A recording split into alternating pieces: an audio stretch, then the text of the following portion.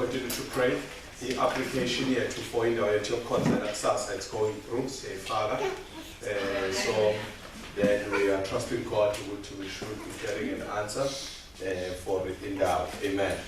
Amen. So then tomorrow, then God is saying is a conizolo no and Tambam. Then Sasa then will be sending through all the documents just to apply for it in the way too. So that we are hopefully going to get the money abazalwane bazoyiletha. Andithandazela ukuthi sithole indawo kuphela, andithandazela nokuthi bezoletha nemali yaleyo ndawo ngoba kufuneka siyikhokhe. Amen. So but we are trusting God for the ndawo. We've seen it. So bekukhona umuntu obesene offer oyifakile. So we are trusting God that they will be in favor of us. Kunalo muntu obeseyifakile offer to get it. So if ukuthi let me say if bazalwane ngasebeyithathile, you remember that we had two options. Then we are going to we'll put an offer to the other one, or else maybe we'll continue to search. Sibone mhlambe for another month or two. Sibone ukuthi then how it goes. Kodwa ke nje awesikhule ukuthi amabhilidi akahle amahle avuleke eThekwini so that we'll be able to find a place, a proper. Amen. So siyabonga kakhulu bazalwane and uma umfundisi siyamxolisela njengoba engekho ayokugcina kuleli sonto ngekho lesi sikhathi esincane sisuke sabanjwa umkhuhlane manje asilona esingekho kahle abalalanga kahle ebusuku kodwa ke siyabonga ukuthi ke baba right manje then next Sunday definitely uyobe khona kakhulu. So siyamxolisela kuleyo ndawo. Sibonge kakhulu for abazalwane that came and visited us izolo bezobona uHesed. So siyabonga kakhulu. It was great. Just ukuthi abazalwane bafike kwabo yabo bangafiki bangagcina ukubabona esontweni then bafike in your house bahlale badle, and that's what we appreciated. So siyabonga kakhulu for those that have made time and ukuthi bakwazi ukuthi bazosibona ekhaya. Amen. We know it cool. So because of the music team ukuthi nakhona nakhe ngathi bakhethile namhlanje. So then we will just continue to the word of the Lord and siqhubeke namanye activities. Amen. So namhlanje I just want to speak about bazalwane something yazi uma ngabe when sikhonza uNkulunkulu ukuba yikhona ubizwa ngekhona ngoba because you've got faith. So actually what you must understand ukuthi wonke umuntu unayo faith. Ayikho umuntu onayo faith. But it depends ukuthi faith yakho i-channel kubukhona. Because nama atheists are believing in something. So they don't believe in God, but they believe in nature, they believe in space, they believe in whatever they never they believe in again. So wonke umuntu usuke ne-belief on something. So as mawuthi ubelievela uNkulunkulu futhi, then your faith, then it's in God as well, in numbers as well. So then I just want to speak about faith a bit. Which faith ibaluleke kangakanani kuthina, and then how important it is for the faith to be channeled in the right direction, in numbers as well. So faith to be channeled in the right direction, or faith to be channeled in God. So then I will speak about faith, and also then I want to link it. Yes, it's the faith in God, but I'm always link up by taking action as well, because sometimes when we speak about faith, abantu they think what faith is a way. Faith, it's a substance. So if it's a substance, then which means something that you need to base it on. So you can't just say in a faith, then you value this then you are just believing, you are believing in the air. So then there must be a substance, then there must be something that you are believing in, that way you're on a foundation of your faith. But let's start here so that uzongizwa as a siqhubeka siya phambili. So let's read these few scriptures, then then we will come to an understanding of my text yanamhlanje. So I will see Fundege James chapter 1 verse 3. Then verse over James chapter 2 verse 17.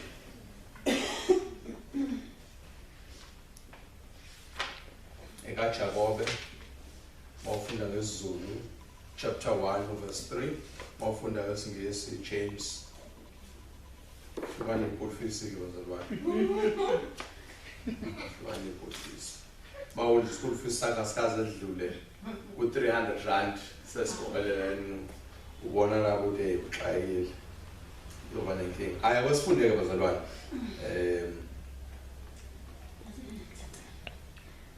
knowing this, that the trying of your faith worketh patience. That James chapter 1 verse 3. Awufunde kahle koliphinde Ntombi. Knowing this, that the trying of your faith worketh patience. Yes, okay. But let patience have her perfect work, that ye may be perfect and entire, wanting nothing. Okay, jump to the next verse, the new chapter. Verse 5. If any of you lack wisdom, let him ask of God, that giveth to all men liberally and upbraideth not. Amen. And it shall be given him. Okay, so let's jump to James chapter 2, verse 17. Can you see the correlation between faith and wisdom? Then we'll come about two. Because sometimes in the tendency which we use faith because it's a sense of stupidity. So faith can't work alone because if faith in an wisdom, yes, abantu benze izinto ezi-extreme bathi benze faith kanti sebeyaphayisa. So, but I will get into details to that. Let's go to chapter 2, verse 17. Jakobe 2 verse 17. Yes. Kanjalo ke nokukholwa. Uma kungenayo imisebenzi kufile ngokwakho. Amen. Kanjalo ke ukholwa uma kungenayo imisebenzi kufile ngokwakho. So siyabonga kakhulu bazalwane for all that have visited us namhlanje. Siyabonga kakhulu for coming. And then today. Amen. So then it's important to understand the Bible laman faith little kholwa uma wakhona kungenayo imisebenzi kufana nokuthi kunjani kufile. So if faith bazalwane unlockwa imisebenzi. So actually actions prove that you've got faith. Ni namba bazalwane uma ngabe mina ngisuka njengamanje okay ngibona iplug la mangisuka ngihamba ngiyocima iplug lapha ukuthi kube mnyama la ngife ngithi ngiyocima ugesi ngithatha action but action yami was empowered by faith ukuthi mangipressa lapha then kuzocima but ukuthi mina ngithi ngine faith yokuthi kuzocima lapha ngihlezi phansi it doesn't mean anything. Niyabona bazalwane? So it doesn't make any change. So ungaba nayo faith uhlezi endlini kumnyama uthi nginayo faith mina yabo ukukhanyisa lapha kuzokhanya uhlale kanje emnyango then uthi lona kanjani manje ngakhanyisa lapha then kuzokhanya. It might be true ukuthi impela mawukhanyisa kuzokhanya but if you are not making any effort towards your faith and then your faith becomes dead. The numbers are right. So it's another problem where people they tend to have faith in things but they are not doing anything about their faith. So you find which I've got faith in God, but you are not doing anything to your situation. You've got faith, you are praying with God. I know what you're going to but you don't have a CV. You are not doing anything, you are not proving that now you are taking action towards your faith. So which means kuba khona into ngithanda ukuthi bazalwane alikho lelo verse code ngizwa coach in the right context. Elithi uNkulunkulu sizoyisizayo alikho lelo verse leyo. The numbers are right. But ngifuna ukuthi understand ukuthi uNkulunkulu can't be moved unless you move. Amen. So uNkulunkulu ngenze lutho nekuthi wena noma mina ngiyakholwa bazalwane uNkulunkulu ngiyamkholwa uzokwenza imangaliso uNkulunkulu uzokwenza ukuthi then there must be action that is taken. Although the provision can be there, but if ukuthi then in the situation ukuthi wena uhlezi lapha unyakaza then there would be no change in your life. So if ubheka bazalwane then lithi iBhayibheli kwakunesikhathi la kune pool of Bethesda. So abantu babefike lapha mangabe kufika ingelosi izonyakaza isichibi bafakwe echibini lelantu basiyaphiliswa. But there was a man that was standing years for years outside lelo chibi lelo. Babembuza ukuthi why wena ungasizakeli? Uthi lo ngini ndozokufaka. So which means then there was an action that needs to be taken. Although enayo faith mangengangena lapha ngizophiliswa. Kodwa akaza philiso ngani na ngokuthi was sitting outside. So kanjalo ke la mzalwane wami, there is nothing that will change in your life unless you take action in it. Amen. So you can come at church and be spiritual all about it and pray to God and uNkulunkulu will change things. I believe God will give me promotion. Unless you are excelling at work, you will never get a promotion. Amen. Unless you are productive at work, you will never get a promotion. Unless you become fruitful in your space, and then you will never get a promotion. So then you need to understand what your faith, it is locked in your actions. So then there must be action in everything that you do, but your action are the proof that you've got faith. So then it's my action. I had to wake up in the morning, but I faith that I'm going to meet you. So, but if so then I needed to take action. Then that's faith. So which means faith, it is locked to action. Without action, faith is dead. So there's nothing bazalwane ozoyenza ngendaba ukuthi nje bazalwane siyamkholwa uNkulunkulu asikhonzo ngabonwayo. Abaze bazalwane bazo-spiritual sikhonzo ngabonwayo sikhonza onamandla bazalwane imandla ongingakanana. Abone bakuthakathi izinto ezo. Yes, impela ingakanana, but it's waiting for you to take action and then God will do the rest. So lithi Bible bazalwane uNkulunkulu wena kufuneka bakross ulwandle olubomvu. There was a Red Sea la. Uma ngabe ukhona Red Sea ziyazi izitha zabo ngemuva, but lithi Bible Moses wathi uNkulunkulu thatha induku uyishaya olwandle then ulwandle bese liyavuleka. So there was an action that needed to be taken in order for the faith to be exercised.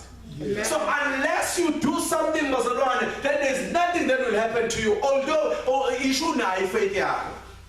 So which means faith in yakho James uyenza ukuthi be clear ukuthi faith bazalwane without action it is dead itself. Yeah.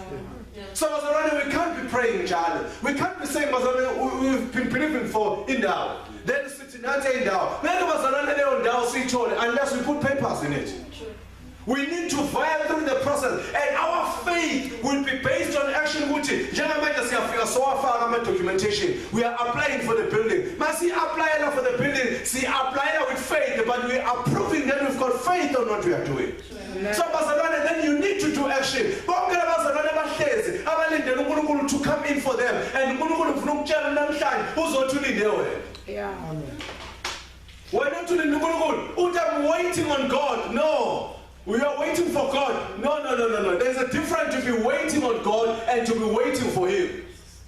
When you are waiting on Him, so then you are with Him, so which means then there is an action in you. There is something that you are doing while you are waiting for God to come in.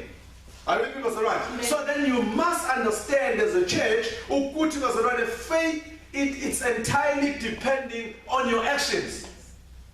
They must be systematic. Kumele kube nama steps enzakalayo ukuze faith yakho bazalwane izokwenza. Kufana nendaba ye production, indaba ukuthi malithi Bible I bless you. Genesis 26. Lithi Bible created the man so that you will have dominion, and then lithi be fruitful and what? And multiply. So you can't multiply unless you are fruitful. There's two different things, to be fruitful and to multiply, and then it's different things. And then to be fruitful, it's the fruit. You need to plant a seed, and then the fruit will come out with the seed in it. So, but after that fruit and in a seed, will plant then you know then you multiply. So let me make an example. So you've got one seed, and you've got one seed. And then you take that seed to your hand, you plant on the ground. So when we plant on the ground, which means then there's an action in it. Then we are planting on the ground, we fire on the ground, now we fire on the ground, my puma in an apple or four. But never apple or four, the apple and the lot, then I seed out two in it. I'm making an example. So which means then you've got 4 apples and 2 seeds. So which means now you've got 8 seeds, cutting the seed day one. But because you have taken action to plant, then if we went over to see day one, even the seeds are 8. And the most of the seeds are 8, then you are starting to multiply. So you can't multiply, you can't multiply unless you become fruitful.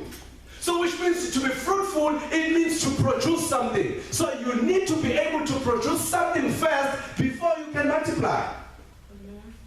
Are you right? So you can't just multiply unless you produce something. So the multiplication is a result of what? Of the fruitfulness. So which means that there must be fruitfulness. There must be something that is coming out of you. So you can't just apply in a business and say, actually, then I was asked, there is a book that is going to be out. It's called A Skeleton of a Black Entrepreneur. It's going to be written by Uyamgera Kivet. It's forward by Uvus. So I was asked to do the contribution. So I will write a forward on that book as well. So, and then sharing my journey of business towards regarding in the So I've got different thoughts here that I've written there. I think it's not as well. You call it very clear. I understand umuntu enkulunkulu. So I'm not racist, I'm not all that. But if we need some content, it's going to be out in stores by, they said that they are pushing by end of August. It's going to be launched by end of August. So, then, but there's something that I wrote about today that is very sensitive, but it's a reality of a black person, because we're speaking about the skeleton of a black man. So I'm saying, number one, if you're a black person, you were born in a township, because you have become what you see. Each and everything that you see, then you become.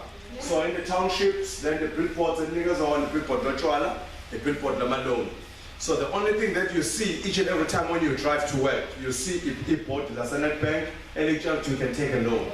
So which means as a black person, your mind is being fed by Obuti, then you can have a loan. So then that's in your mind. So which means you must remain in debt. Because remember that the loan is not yours. So you are taking somebody's money and then you are using it and then it's a loan. It's not even a business loan. It's a personal loan. Can't advertise a personal loan. I'm a personal loan does not personal loan business. Most of the people that are personal loan, they will take a tofu, they will take a macabre, this is doing no business. My loan, Yazina, we all should have macabre. Ungathatha 40,000 uyowenza something that doesn't even generate even R2 out of CNZ. Then that's who we are. And then we take 40,000 and then say amasiyokwenza amakhabethe usiyofaka amathani. Abantu abamnyama ibona bonke abazi ukuthi renovation yenziwa ngemali yokuboleka. I-renovation yenziwa ngemali yokuboleka. I-renovation yenziwa ngemali eyi-profit. Osuke usunayo osuke allocate on the side and then you go and do your renovations. So, but it's a mentality that we've been given. That was everything is there. And then some around us in the township, the only people that are successful are Kinza, and then that's about Abantu Abalona, that's about Shomkulu, known as the nobody want to talk on a Corona Rabani, La Pana Munani. So, Mercedes, so you grow in an environment. So you know, I can only grow as far as this. That's your parameters. So you know, I can only grow as far as this, and then this is what I see, this is the environment that I see. So as a black person, to see a young man successful, because had to break all those boundaries first. Had to fight. That's why I'm explaining there, is success, it's more psychologically than the practical side. So it's more to deal with these things. What in my family is because you become a prototype. Businessman in your family. So then you become the first. So when you become the first, and then also understand that businessmen go to because they don't understand the process. Because it's those things that someone that is not in business, so I understand what it is, what we call a cash flow, and then there is what we call, and then a business. So what does it mean? The wealth of the business, or the wealth of the business. So because of January, how now 2,000 rand, but to two businessmen? No, it's part of cash flow. Neither than now 2,000 rand, but when you combine my assets, then they are combining R1 million. But someone that is not there and then will say, let's go for 2,000 rand that I now.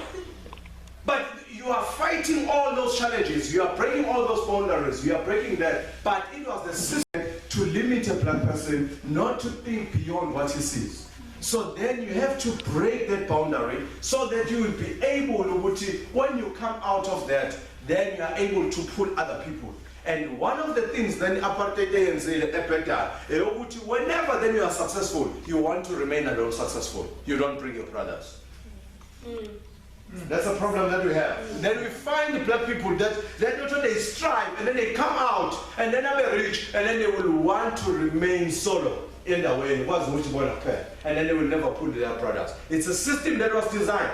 So we have to break all those systems, so that we will be able, as a black society, to be able to grow, to be entrepreneurs, to live good, and to be able to help. Because in Clarification, never was. I want you to spend my ability to spend my money.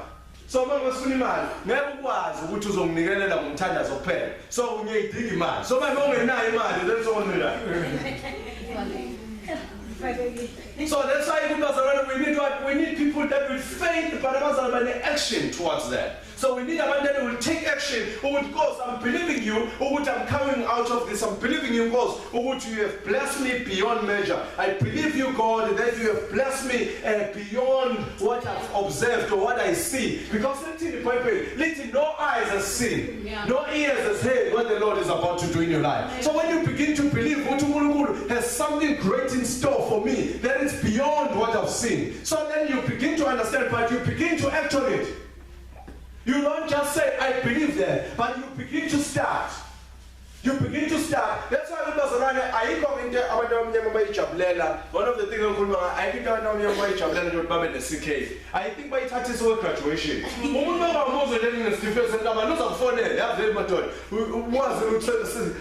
a pity why I registered. Is a when I know, take your foot to each general. That's a problem. They think we did the mama of the CK automatically. Wait, I was afraid, but it's difficult to graduate in a company. It's not about that. The company doesn't mean anything. We want you to work. We want you to work. We want you to do something. We want you to start to increase another stream of income. I always say with us around, Intiminias Eden was fed by 7 rivers. That was feeding in May 1. Little people full of 7. AINs in Gadlinas Eden, Italy green. So when on the stream of income, I see 1. And then you think what you're going to be green. Never. That's why I was not jealous. That's why I was not no more about. Because when the income may 1, now they want my own, as one whole lot, I will take up the time. So begin to divest, begin to diversify as a Christian. Have faith as we grow. Actually, we are privileged, or we can be able to. We are privileged sometimes to be led by a pastor that can be able to think beyond the Bible. Because we need to live, we need to have dominion, we need to excel, we need to experience all these things. So that we will live good, so that we will take care of our families. So we can't be around which design or which then Mabuphila was a pin up of Siami, Nick like again, Nanoto, and if any like that's what we have believed. So if you have faith when the Samuel Sakuti your that's what you're gonna live with. But if you believe what you goes, I believe there is something that can be done in my life. I believe there is something that you have in store for me. Then you begin to take action. I believe that's right. You begin to take action. So you can't multiply unless then you are fruitful. So start being fruitful. I challenge you as a time. Who would I want to be fruitful? Be fruitful in your space. What is that you are doing that multiply? What is that you are doing that you can be able to reproduce? Because remember, to be fruitful is the ability to reproduce. Are you able to reproduce your salary? Because some of you, they are getting paid to come to work. And they are comfortable with that. Because imali yokuthi ukwazi ukugibela ukuthi uze emsebenzini. Shuthi wena uholela uze emsebenzini. Namba zalani. Awayibona leyo mali, le mali onayo, imali yokuthi ifike yenele ukuthi udle, bese yenela ukuthi ugibele uzomsebenzini. So which means uma wayeko kodwa walokho awuzuhola ngoba ukwazi emsebenzini ungadleli. So kufuneka udle but awukwazi futhi ukudla ungayi emsebenzini, which means ngeke uhole next month. So if the stream has once income, it means literally then you are living to eat and to go to work. Nothing more than we can expect from you. So anyone who comes like that, on the stream has once income. That's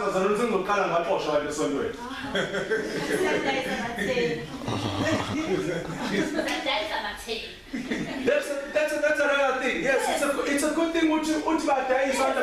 But let me tell you this: the business, it's never until you start once. You can prepare for 9 years and then you will sell it 10 years.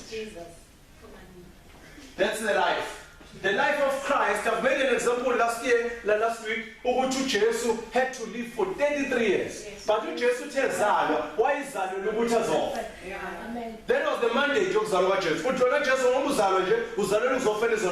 But he had to wait for 33 years so that he's going to be matured enough to handle what he was born for. So now, we can't just give you something while you are not ready for it. So you need to be prepared. You need to go through the process to be able to handle that. Because when I'm transfer 10,000 man. The first stop I'm going to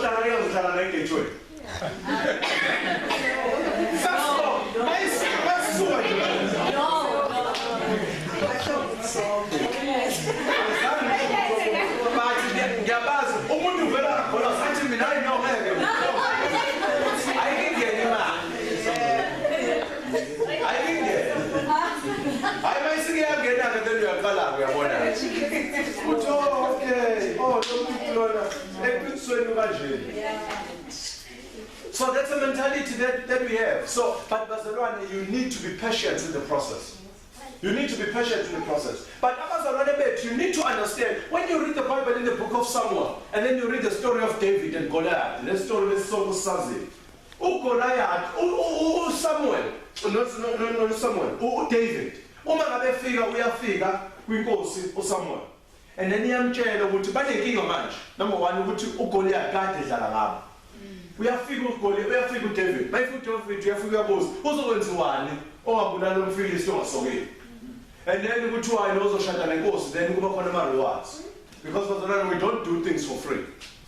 Business like lapho, then there must be a reward. uNkulunkulu believes in rewards. Then you are not getting anything in return. Stop doing that. uNkulunkulu wants you to be fruitful. You can't reproduce if you are not fruitful. The numbers are right. So then what is important, what you need to understand, then David, my figure lapha, we have figure uNkulunkulu ukhuluma naye. Mayikhuluma naye uNkulunkulu, uma ikhuluma naye uSamuel umgqokisa izinto zethu. Uthi wear these things. And mabemgqokisa lezi zinto, sebeyaqala bamnikeza narrative yokuthi how powerful Goliath is. Then they speak about the history of Goliath, ukuthi Goliath is strong kangakanani, uphuma kukhona, how powerful he is. But David akazange athathe history ka Goliath. He chose to believe with history yakhe than to believe to history enemy. uDavid waqala wakhothe yakhe history. Wathi mina my history kade ngilusizo ivika baba. Ngaqala mina ngadongula ingonyama, ngaqala mina ngadongula iphela. So bazalwane, whenever you pay attention to the history of your enemy, you will never defeat them. Whenever you pay attention to the history of your enemy, you will always be limited. But you need to take the history of your own, and then you believe, and then you start to believe in the history of your own. You believe in the history of uNkulunkulu wankiphala. Ngambona uNkulunkulu engipha ku1, ngambona uNkulunkulu engipha ku2, ngambona uNkulunkulu engipha ku3. So kanjalo nalo 4 ngizofight na 1 because I've got a history with God. So there are things because faith is based on the history that we have with God. Then when I know what uNkulunkulu has took me out from here, uNkulunkulu has took me out.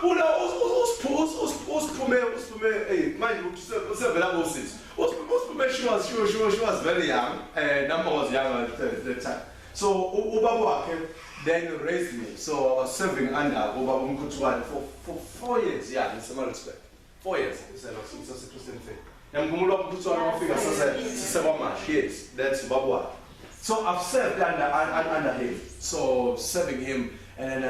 So ngiyakwazi ukuthi isikhathi wesistruggling she uthi mhlawumbe siyakhonza siba u7 yena ube advantage baningi ngasiphumele vele kuze bona bonke bomndeni kuze ukhazini babo nobani sivele sibe baningi esontweni sivele sithwala uthi ngisuwela eThekwini nga driving to Maritzburg ngihlala la eThekwini and then drove to Maritzburg and then ufike uthi nje vele eza la ekhaya 12 and then sikhubeka but simseve uNkulunkulu but we have learned and then out of that and then we became saqala salungisa indawo leyana sayilungisa abayihla sayipenda yaba right saba nama keyboard saba nezinto then but we saw the concert grow but sasingeke sijudge by the number that we were on that time but we begin to believe in us and then believe we history uNkulunkulu asikhiphe kuyona and then by believing that and then we begin to be add on there was a time when laphana sasisingabe nayo indawo yokuhlala abantu eMaritzburg the way that we grew on that time. But it took us more than 3 years to build that and then believing in the history, believing in small wins. One of the things that destroy you, you don't believe in small wins. Things that you keep I'll believe very soon, now we want as an achievement. But when you begin to appreciate each and every move that God has given you, and then you become in a better position. Are we with us right? So then that's why David became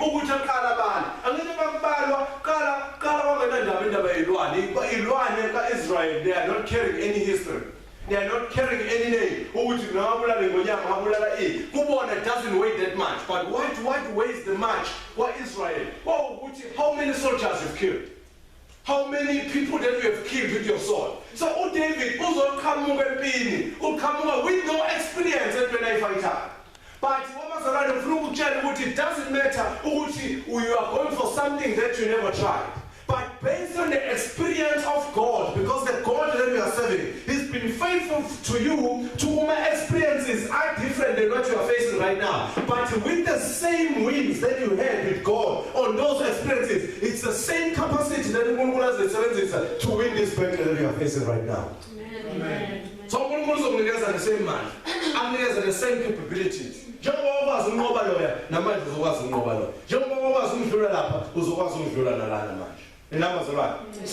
those are the things then you need to believe, and then when you believe but you act on it. So faith without action, it's dead. So you can't be claiming but you are failing to act. So you must act. You must create, German Kuluma as an example, you must create other streams of income. You must create other platforms, other avenues that will make you to be better in life.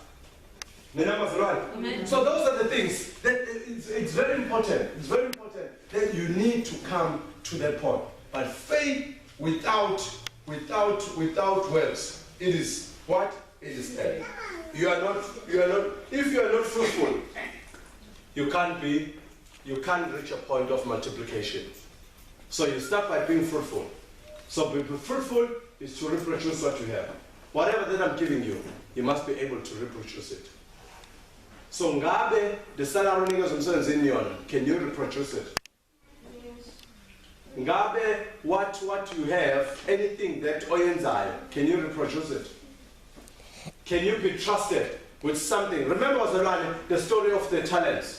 So there was someone that was given 5 talents, there was someone that was given 2, there was someone that was given 3. So there was someone that was given 1. So then, and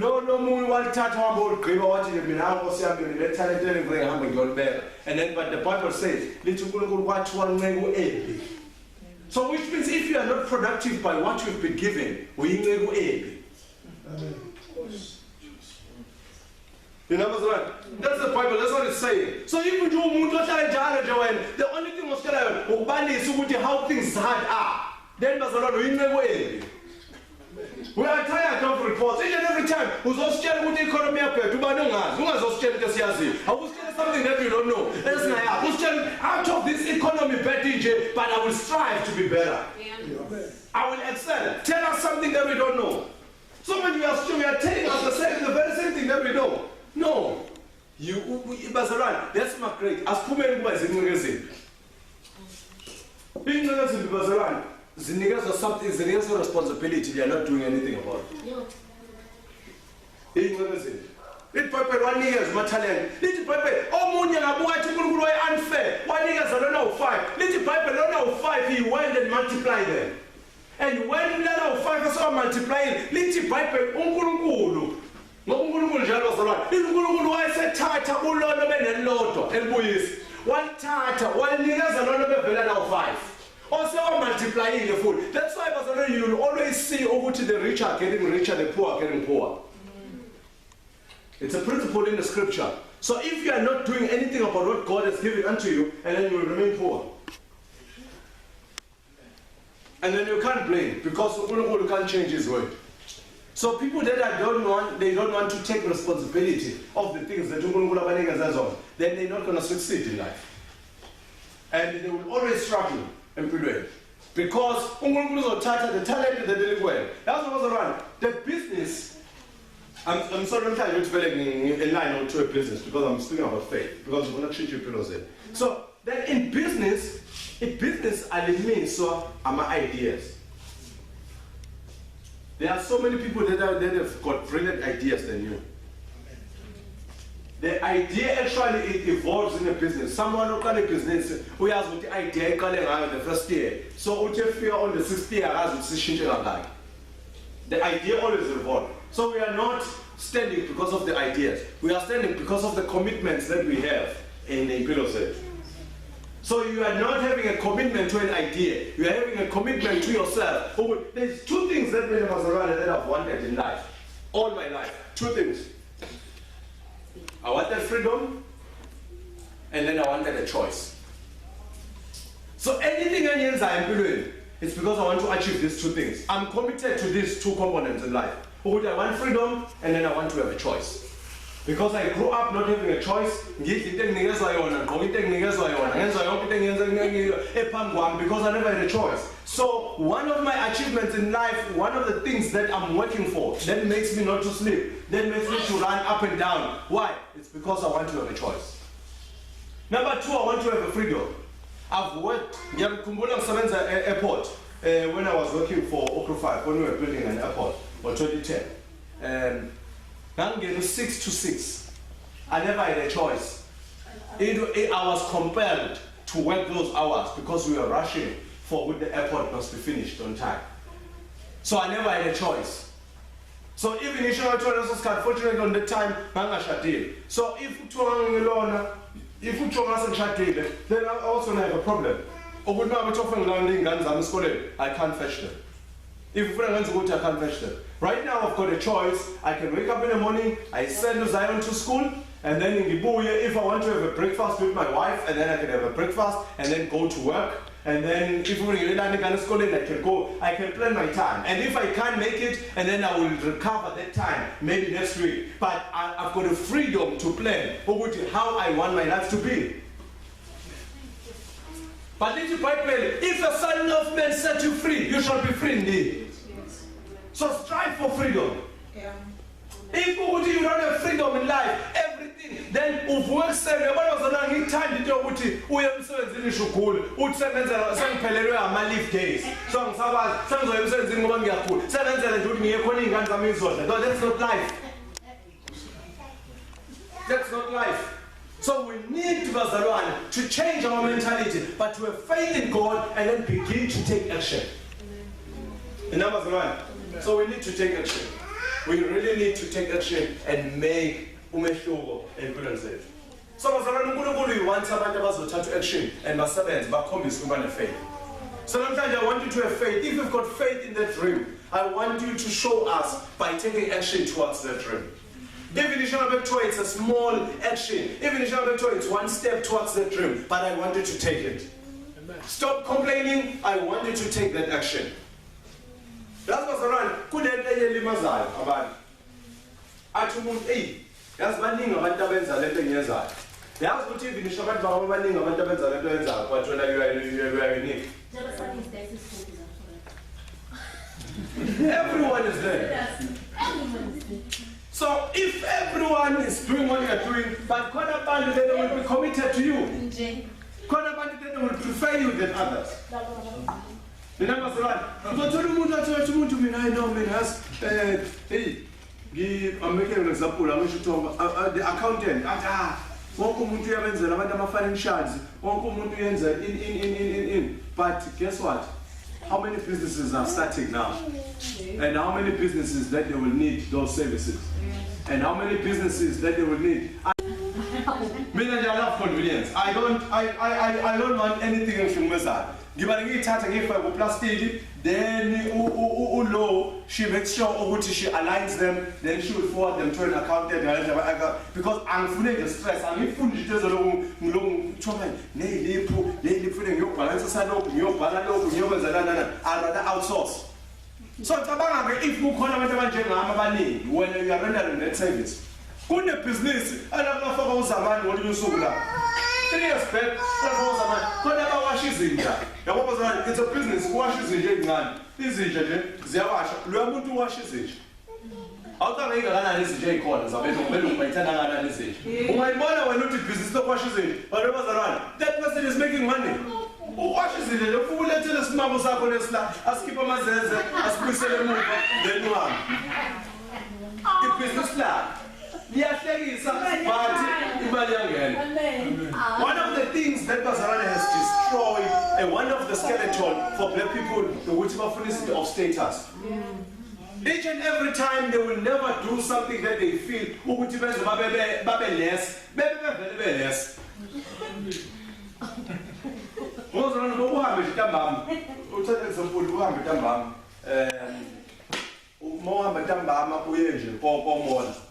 I laba olo na o pavilion laba be uwaye lawa our band ama mall okay to amandi hamba kuma mall njengola Lucia mangabunga mhlawumbe Watercrest mangabunga go Banito ungaye lifestyle uye kunene ngathi then uzofika ubone abelungu ntambama umbona umlungu uyigqola overall ngcolile uyabona umlungu akhenika lokhu then uyihambela nonkosikazi wakhe nezingane ihamba ngenyawo but I'm telling you bahlala mhlawumbe 2 and 8 room house a house that it's worth mhlawumbe 11 million and then wathola mhlawumbe kwalowo muzi lo mhlawumbe sebenqedile ngisho ukukhokhela bawuphila ngale mali le ebenze bangcono baba nje but thina number one, you want to make sure, okay, when I appear, I must. I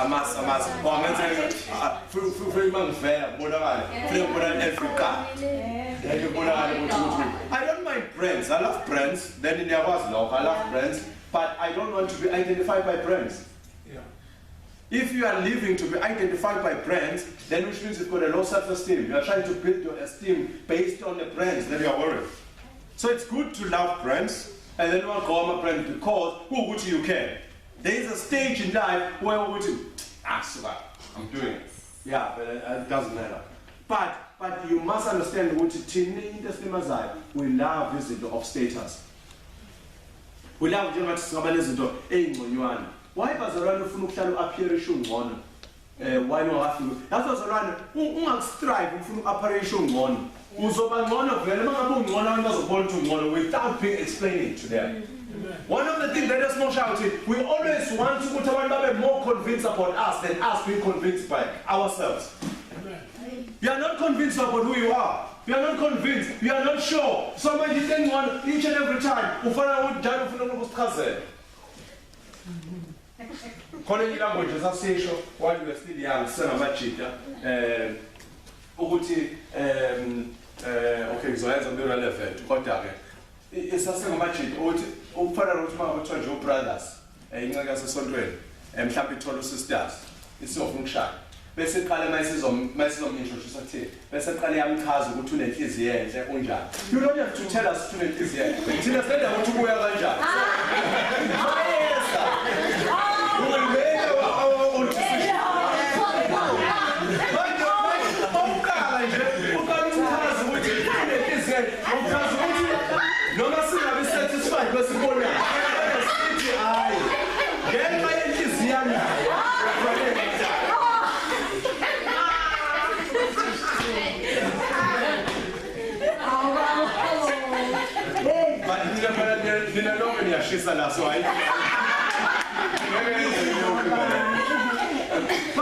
But here's the problem, people call this person trying to convince us.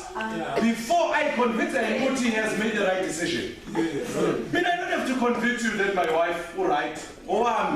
So give me the right. I'm going to convince. So I'm also going to I'm a reasons. Who would make as acceptable to me. Then which means fair and now you've got problem.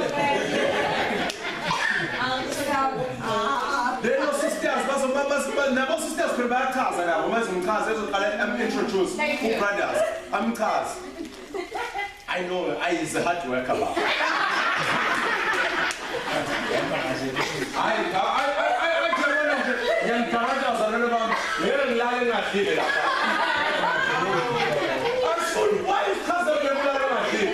Let him do some more. This is a decision.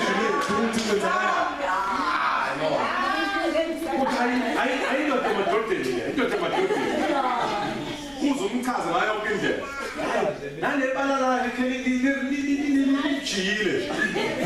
Don't explain too much to us. Bring someone. When you are convinced, you are convinced. I always tell my sons when it's time to get married, and then they always come to me, and then when you I will tell you, you are making a right decision or you are not. So, but in conviction, me now just advise, and then by the end of the day, and then it's your decision. So, but stop trying to convince others. Be self-content. Yeah. Be self-content. That's what you need to understand your purpose and understand who you are, and then be comfortable with your space. What do you mean? I'm okay by whom I am. Amen. And then once you come to that point, then you are able to face anything in life. The numbers are right. You are able to face anything in life. So then, what would you Sakula, about his honors. But one notice people that are more comfortable than we're no longer comfortable. They always conquer. But when I know self-esteem, but we have a problem. Because when I challenge every time, so if we go to then person 30 offense. Then, but if we would mean so then you don't have power over me because I've already declared it. So you need to understand first and then come to a realization of who you are. And then so that if an enemy speaks about what you know, and then you already tell the enemy what I know already that. And then you become more powerful. And then you become more strong. So that's why you need to fight these things. Then is giving us faith. So as I close, the verse is telling us, faith is so in line with wisdom. Let those that they lack wisdom, they must seek it from the Lord. Because if faith without wisdom was right. Let it Bible in the book of Acts. Let faith without knowledge. It's called. I want the right word, but it's stupidity. But there is a word that the Bible uses. Or with faith, it's zeal without knowledge, it's stupidity. So when you're going to have faith, and then but without knowledge, without wisdom,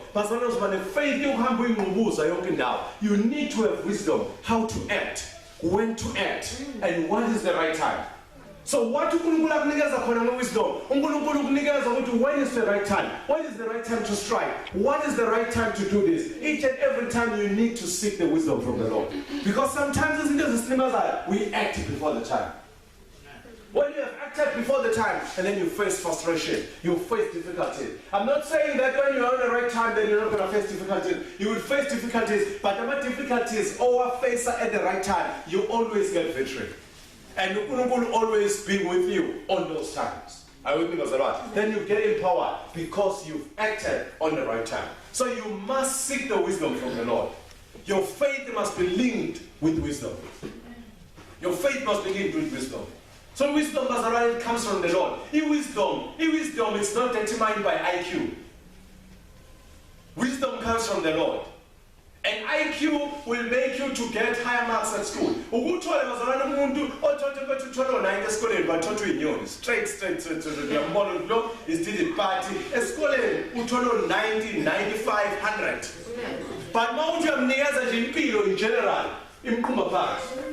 Why? Because the IQ is high but the wisdom doesn't have.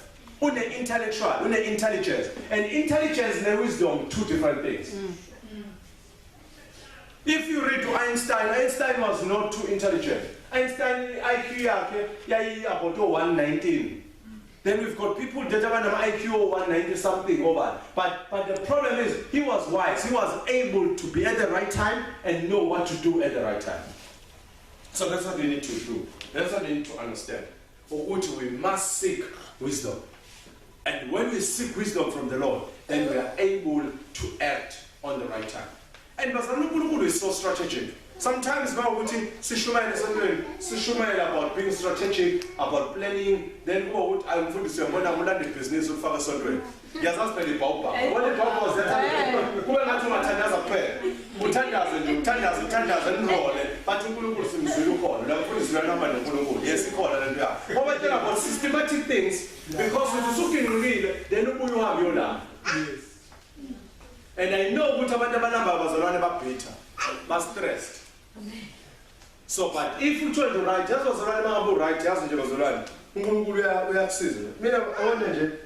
We've gone through a lot in life. So I've seen many things in life in my journey of Christianity, of being umfundisi, of being an entrepreneur, of being a father, of being a man, all those kind of things. Then they gather wisdom around by experience, and then you are able to tell certain things. You know what you should so I've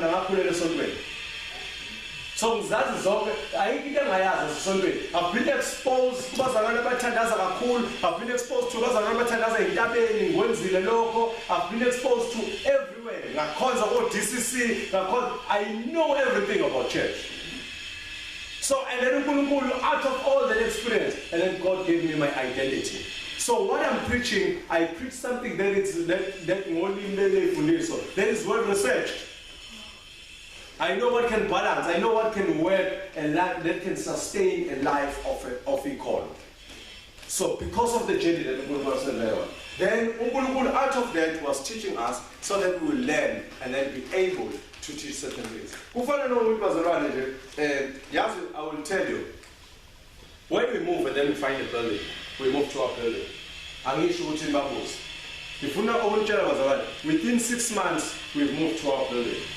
Will come back.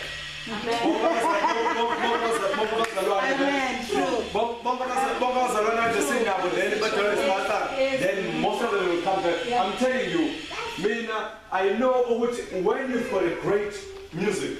Music many people they will come and then for free.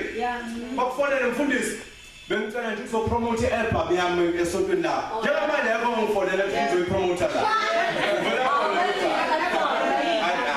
the promoter. But once you move to that position again, and then everyone, and then you get strange calls. Fundis, I was really shooting artist in the Atola. And then remember that everyone, because they want to associate themselves with success. But people, they don't want to associate themselves with you when you are going through the shadow of death. But they don't know when you are going through the shadow of death. That's why I need to fight with no man. I'm going to that's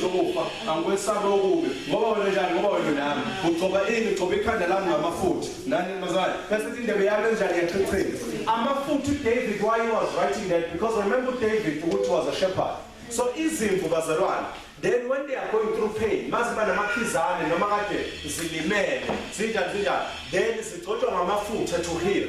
So after this process, and then will heal you, and then will put you in a position. Then you come to where the cup is overflowing. So then you will reach that point. So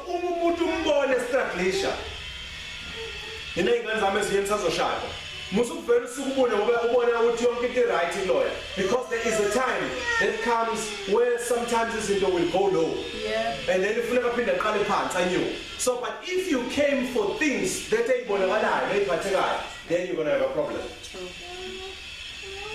So all those connected to David, because they wanted to David because as a king, they couldn't stand with him when he was running away by the Saul.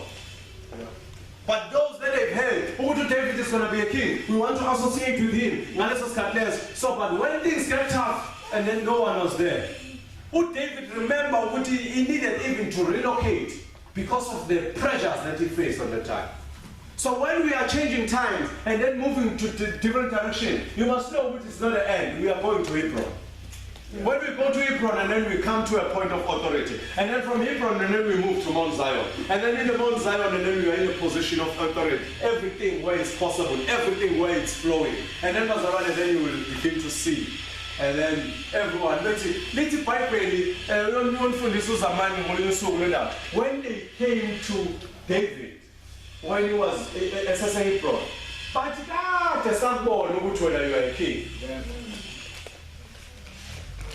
And Baba is let's get back to the born. But God has not born which you are going there. But Baz all figure man. So the figure man, why didn't you God and then born who die when they were great? But so that's all figure man. So that's all time you see we are so connected to your mind. So people they will always be like that. They will always come when they see what everything is functioning. Everyone wants to associate with you. So even if you're in business, when you do well, that's why I was a little bit discouraged. When you are still starting, no one wants to work with you. But once you have built your name, everyone wants to associate with you. I went to job which is drop a statement, not try to say my entrepreneurs are shares. Then no goes with ish. He can't tell the Germans of stuff, major WhatsApps, no, okay, no, my accountants, BDO or KPMG or PwC or EY, they are submitting my financials. And then we say, no. Go did the enterprise, they are submitting my financial. So my accountant is a whole So, but everyone wants to associate with greatness. Remember, Uti, in the space of the accountants, then KPMG, they were found Uti, they are doing wrong things, audit professional, but still they still believe in them. Why? Because the name is there. So you need to fight and grow up to a point even if your negative comments they won't affect you. Yeah. So that's how you need to go. You need to push. But you don't just wake up there. So you start small, you grow, you develop. So faith without action was right. It is dead. So sometimes I challenge each and everyone. I challenge each and everyone that go and do something. I want you to do something, Mozolai. I want you to start something. And what you are believing in, and will assist you. And I pray that my God will give you strength with whatever that you are believing in for, and then be able to start and complete it. And then I'm praying to God that God will give you strength to be resilient for the pressures, for the storm that is trying to stop you. I believe that you are great. I believe that you can do better than who you are. I believe that God has great stuff in store for you. I believe you are the best couple. I believe that you are the best single person. You are an independent woman that God has developed, that can do well. You are an independent man that God has blessed that with every resource in life. So you are a best family. So you can make a good family. So I believe that there are still great stuff ahead of you. Yeah. Great stuff that God has in store for you. So I believe that.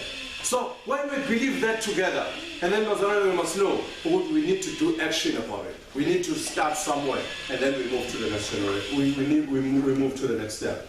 So as I close, Mazaran, God wants you to have faith. Faith in the book of Hebrews, chapter 11. Chapter 11, verse 1. Funda lelo. Right. Hebrews chapter 11, verse 1.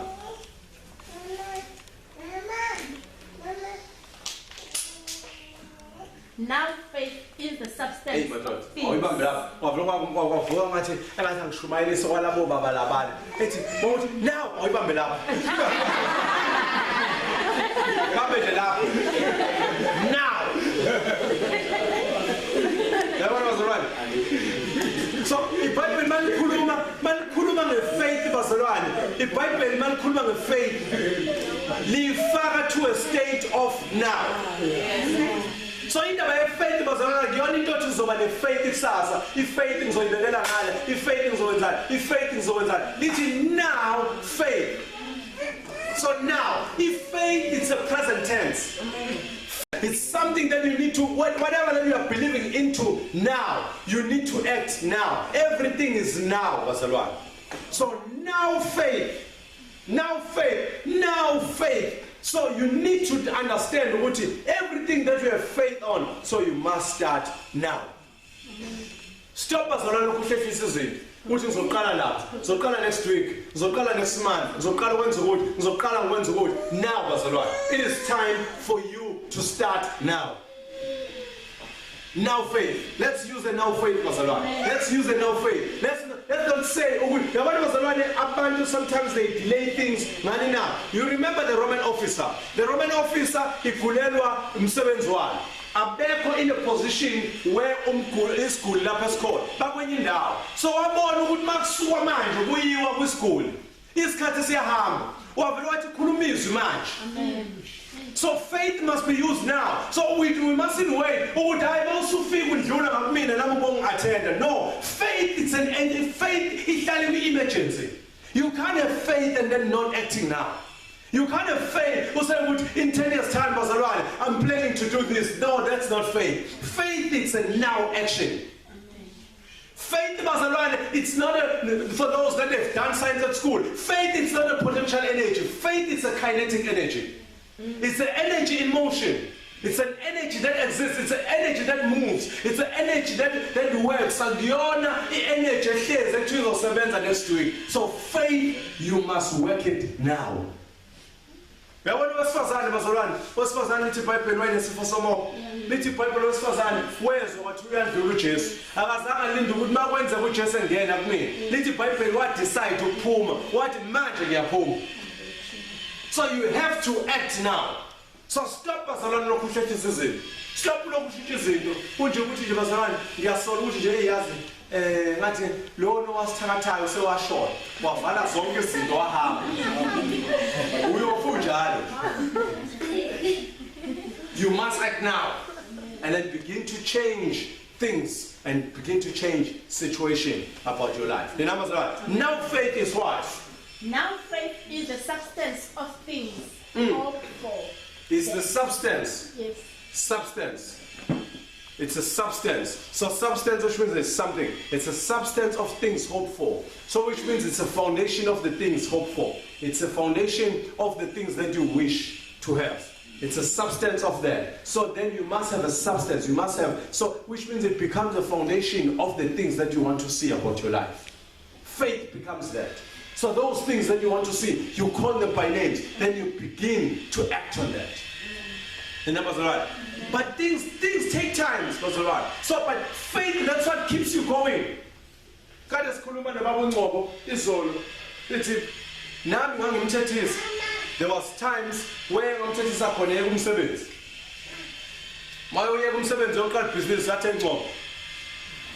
think it's not the right time, man.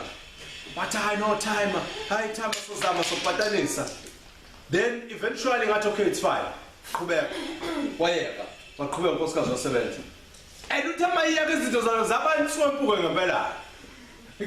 it became so difficult. And it became so difficult. Oh, no, difficult was right. No matter difficult. Oh, you can even change places. So it was very difficult. But man, just hey, we never, we said,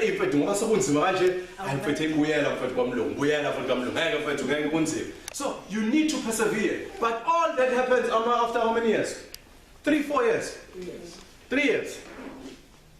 So if wena uthi njengamanje ngoba uzumfundisa khuluma ngefaith wathi siyongena uvela uthi phuphu kusasa uyitshela ukuthi kusasa ngoLesihlanu uzobe uqala uzorecieve invoice no ngoLesihlanu wena uthi hayi siyaqala iyangena madoda you pay the price ngiyakhumbula ngixoxa ngabe nesitolo lapha neJohn Ross nesitolo savalwa sawa ngawa phu ngaba ne-restaurant in Joburg yavalwa ngawa phu. How many times? I've lost over 3 million on businesses that I've tried that never worked. But how much money that I've made? It's beyond the 3 million. So then it's like you don't be limited by the pain that you are going through. Mawubheka uthi ngilongaqala ngo2010 in Khanda. 2018 man, 8 years pushing. Namanje sapusha pushing. Then you think then things you want them to happen. But what keeps us? It's a substance, it's a faith. You're good, one day I will have my freedom. One day I will have my choice. That's what drives me. So my faith is there. But what I'm pushing for? I'm pushing for my freedom, I'm pushing for my choices. So you push. Bazalwane, don't expect things just to happen because uzoba jealous of us. So let's decide that Tina, sithi manje siyahamba siyaphesheya ube lenkinga. Bese labazalwane bayiphakamisa, abayiphakamisa ngoba afford. Akukho uyiphakamisa bazalwane, ithikithi lebhanoyi likhokhelwa ngemali, alikhokhelwa ngomthandazo. You pay. Then bese uyakwazi ukuthi uyaphesheya. But you start somewhere, you pay. But you start. Ngingixoxela bazalwane. Yithi the first holiday asasiwenza, sasenza ama holiday lali emvubini eziningi la eSalusia. Ngiqale ngiye holiday nomkami sihamba siya eSalusia sabuka imvubu cishe la 1000 ngoba sasi-afforda lona sihamba ngeveni lami sahamba saya khona. But we don't know how many times that we've traveled overseas now that we are traveling. So, but we started there, and then I exercise a little. Sayanyuka, sayo Goli, sayo Cape Town, sayanyuka, then some guy knows then let's go abroad. So you start somewhere, and then you grow. You don't just jump into. So, but faith, it's the one that keeps you through that process. So, Bazalwane, I want to encourage you to remain focused. Don't lose hope. Don't lose focus. Continue to push. Yes. Continue to push. If you are a couple, add value to your spouse. Don't be just someone that now only in the Lubutis it does answer. Add value. Add value. That's when before you get married, you must be independent. You are able to know what I'm going to contribute on a relationship. Don't just rush a relationship. You are not even clear what you're going to contribute on the relationship. You must have a plan. This is my role in that relationship. This is where I see I can play on that relationship. Kanjalo with the other person. Then now you are able to build something that is moving forward. But if no, nivelena leto utanda kandi no, utanda esisiwela inkumbi yezona. But utanda lizumbe kudla phezu kwetafula. Then there must be a plan. Amen. Amen. So bathike bazalwane siyambonga uNkulunkulu. Osinikeza ukuhlakanipha ne-wisdom. The numbers are right. So let's stand on our feet. So faith is an assurance of the things hoped for. So akuzo izinto oyiphethe izinto osayifisayo. Lezi zinto lezo osayifisayo phambi kwakho, you access them through faith. So uNkulunkulu will give you faith. uNkulunkulu will give you wisdom to be able to do that. So bazalwane, it's never too late. Encourage ingane zethu zala ekhaya. So ingane zethu ontatu siswanda ingane ayingabe ukuthi they are only getting all A at school. Then they must be able to be innovative. Banikeza ama platforms ukuthi ikwazi ukuthi zibe innovative. Elon Musk started ama-games, he was at 12, coding ama-games, doing things. So then ingane zethu bazalwane, we must expose them to that. Izolo kade ngilona ngibuyela repeat inkosi bazalwane ngiyabona ama-VAT awards am-19. So ngibuyela ama-VAT lapha ekhaya siyabukela nonkosikazi masobukela and then sibone ingane that is the youngest actor esekhohle ubani igama lakhe. She's 13 and then uzokhuluma ama-BET awards. Yithi mina that's what I want. Ufuna ukuthi i-stress okufuna ukuba naso mina ngoZion noHessel esokuthi lo ngichaza othisha ukuthi no u-overseas for 3 weeks uzobuya bazalwane ukwi-program yokufunda ngale ufunda ngapha manje. That's a stress that I want rather than to have a stress sokuthi ingane yami ijapha abafana. So then I want to have a stress yokuthi ibhizi ya-actor noma kwenzakala. We must expose our kids to those things. Ingane zethu bazalwane, they must be exposed to zingazi zibe ndala azibe sithi zincane si-expose siyifake in business. Ubona ingane zamaSulumane, ingane yamaSulumane ishayithile esitolo uyibona ingane inololo ithi ngoyi weekend ihambe yosebenza esitolo. Ninezeni ngomgqibelo yisemamona azazi lutho ngebhizinisi ingakho manishona kuzobe ngathi ku-12 kanti kunga-12. It's because you never train the next generation. So we must enforce those things. I'm glad to watch these messages are being recorded because the Shumaila message after 5 years, this song is really cool. You Shumaila and you powerful. You only build this one. Yes, you only build a Nibanga. You only have been changed. You only have been changed. It's the same principle in China and a man. Still is also a bad opinion. The numbers are right. So let's close our eyes so that I will pray. Father, I thank